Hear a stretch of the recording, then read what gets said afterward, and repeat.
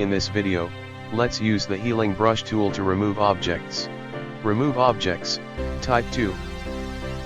The spot healing brush tool analyzes the areas surrounding where you brush and finds the best ways to use surrounding detail to remove an object. Select the healing brush tool in the toolbar.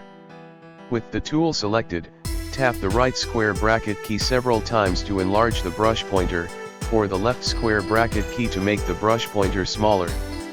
Here I'm going to remove some of these birds. Let's start.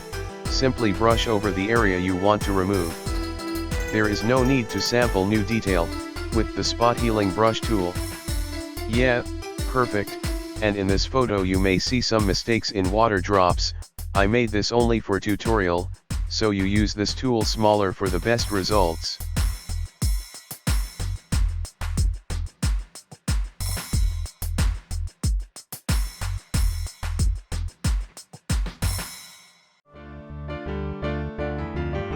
It is best to use for removing minor objects or smaller details.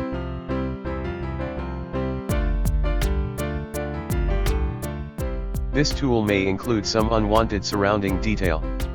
To restrict the tool, try making a lasso selection to exclude the areas you do not want it to copy.